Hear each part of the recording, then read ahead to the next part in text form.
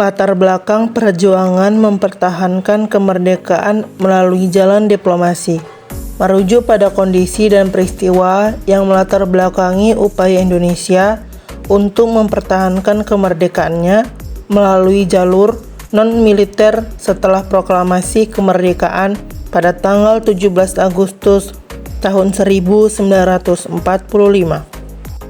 Kontak awal Indonesia-Belanda.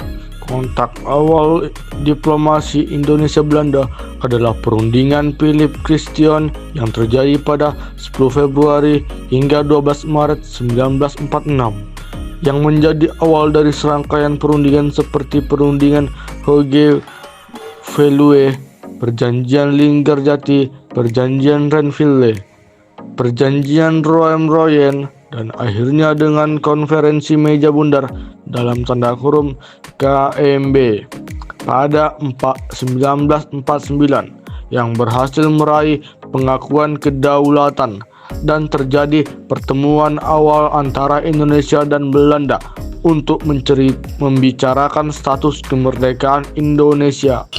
Reaksi terhadap strategi diplomasi perjuangan mempertahankan kemerdekaan Indonesia beragam, mulai dari dukungan dan simpati dari dunia internasional yang mengarah pada pengakuan kedaulatan de jure, hingga kegagalan perjanjian diplomasi seperti Linggarjati yang dilanggar oleh agresi militer Belanda yang akhirnya mendorong PBB untuk campur tangan, dan Indonesia harus kembali menegaskan kemerdekaannya melalui perjuangan bersenjata dan diplomasi lanjutan hingga Konferensi Meja Bundar. Dan muncul pro dan kontra terhadap pendekatan diplomasi dalam mempertahankan kemerdekaan. Dampak positif diplomasi pengakuan kedaulatan. Strategi diplomasi ini menghasilkan pengakuan kedaulatan Indonesia secara de jure oleh Belanda dan dunia internasional, memberikan landasan bagi Indonesia untuk menjadi negara merdeka berdaulat penuh. Dampak negatif, ketegangan dan konflik. Meskipun menggunakan jalan perundingan, diplomasi seringkali dibayangi oleh ancaman militer dan agresi Belanda, menunjukkan bahwa diplomasi dan perjuangan fisik saling berkaitan dan terkadang tidak menyelesaikan konflik sepenuhnya. Perjanjian Linggarjati. Perjanjian Linggarjati adalah perjanjian diplomasi penting yang ditandatangani antara Indonesia dan Belanda pada tanggal 15 November 1946 di Linggarjati, Jawa Barat, sebagai upaya untuk mempertahankan kemerdekaan Indonesia yang diproklamasikan pada tahun 1945. Perjanjian ini mengakui secara de facto wilayah Indonesia meliputi Jawa, Madura, dan Sumatera, serta menyepakati pembentukan Negara Indonesia Serikat atau RIS dan Uni Indonesia Belanda, meski akhirnya ditolak oleh rakyat dan terjadi perbedaan penafsiran yang berujung pada konflik. Agresi Belanda dan campuran tangan PBB. Perjuangan bangsa Indonesia untuk mempertahankan kemerdekaan melalui jalur diplomasi di tengah agresi Belanda dan campur tangan PBB melibatkan perundingan seperti Linggarjati, Renville, Roem-Royen, hingga Konferensi Meja Bundar atau KMB yang dipicu oleh agresi Belanda dan melibatkan PBB melalui pembentukan Komisi Tiga Negara atau KTN, serta bantuan India dan Australia yang berujung pada pengakuan kedaulatan Indonesia. Belanda melancarkan agresi militer pertama pada tahun 1947 dan yang kedua pada tahun 1948. Perjanjian Renville. Perjanjian Renville pada tanggal 17 Januari 1948 adalah upaya untuk mempertahankan kemerdekaan negara Indonesia yang dilakukan melalui perundingan antara Indonesia dan Belanda dengan perantaraan Komisi Tiga Negara ataupun KTN. Di atas kapal perang Amerika Serikat, USA, Renville. Namun, perjanjian ini dianggap merugikan Indonesia karena wilayah de facto-nya menyempit menjadi hanya Jawa Tengah dan Yogyakarta dan sebagian Sumatera. Dampak dan kegagalan merugikan Indonesia. Perjanjian ini dinilai sangat merugikan karena wilayah kekuasaan Indonesia menyusut secara signifikan.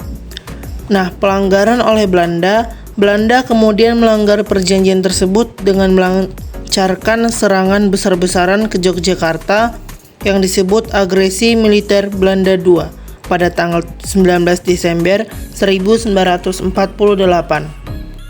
Pemberontakan PKI Madiun. Pemberontakan PKI Madiun tahun 1948 tidak terkait dengan perjuangan mempertahankan kemerdekaan melalui diplomasi, melainkan merupakan upaya pemberontakan dengan tujuan menggulingkan pemerintah Republik Indonesia dan mengganti Pancasila dengan komunisme, serta membentuk negara Soviet. Pemberontakan ini justru menjadi ancaman terhadap perjuangan diplomasi Indonesia.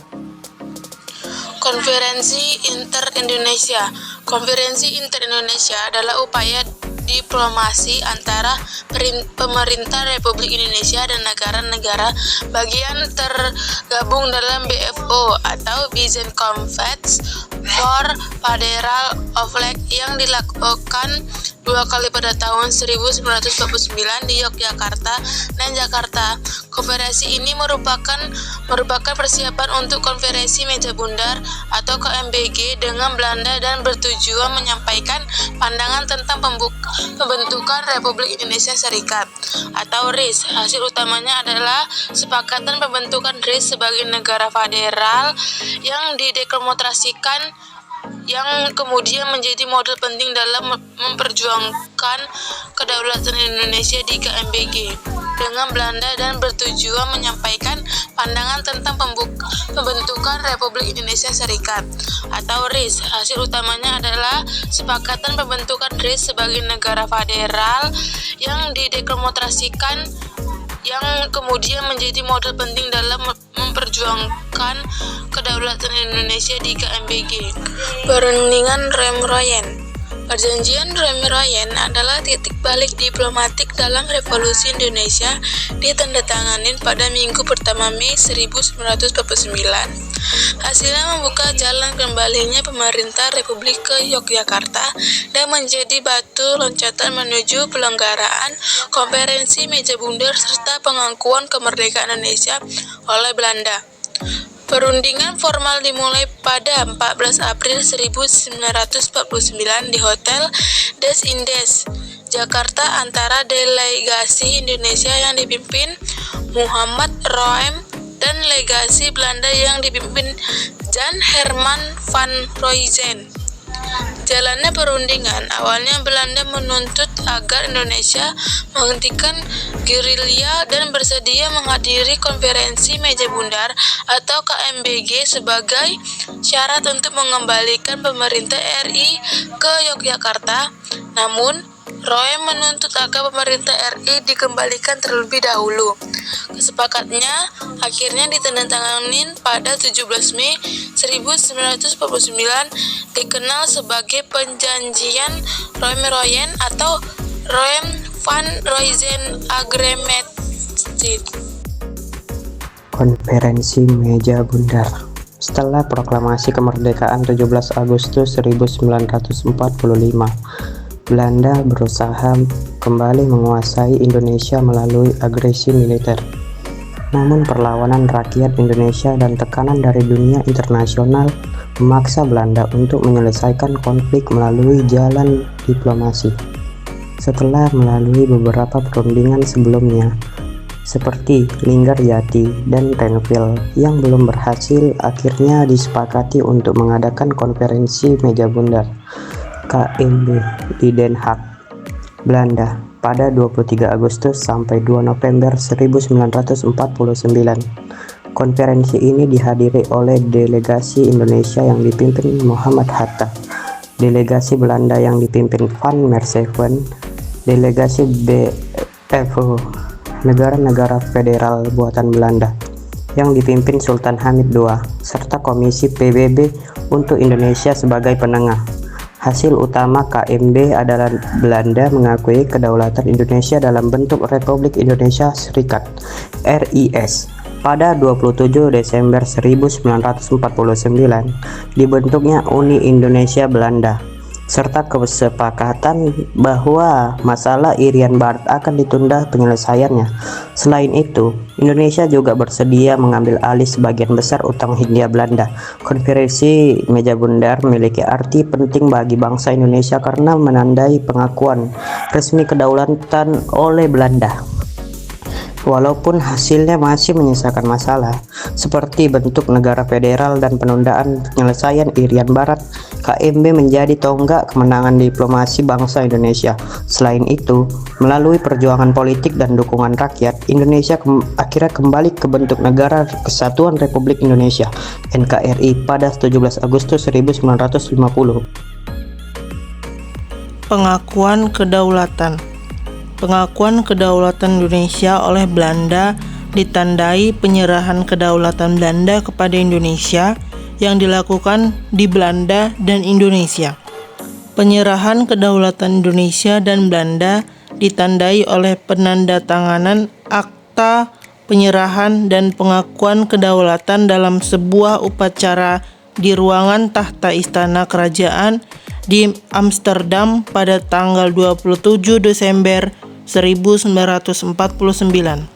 Tokoh yang terlibat pada penyerahan kedaulatan di Belanda, delegasi Indonesia Muhammad Hatta, delegasi Belanda Ratu Juliana, Perdana Menteri William Drees dan Menteri Seberang Lautan Sessu. Kemudian itu, Indonesia mendapat pengakuan dari negara-negara lain. Pengakuan pertama dari negara-negara yang tergabung dalam Liga Arab, antara lain Mesir, Suriah, Lebanon, Saudi Arabia, India, dan lainnya. Istilah penyerahan kedaulatan diartikan sebagai pengakuan kedaulatan oleh pihak Indonesia, tetapi pihak Belanda tidak menyetujui hal tersebut. Meski demikian, pada kenyataannya masyarakat internasional telah mengakui keberadaan Negara Kesatuan Republik Indonesia. Belanda tidak mengakui proklamasi kemerdekaan Indonesia pada 17 Agustus 1945. Hanya mengakui momen 27 Desember 1949.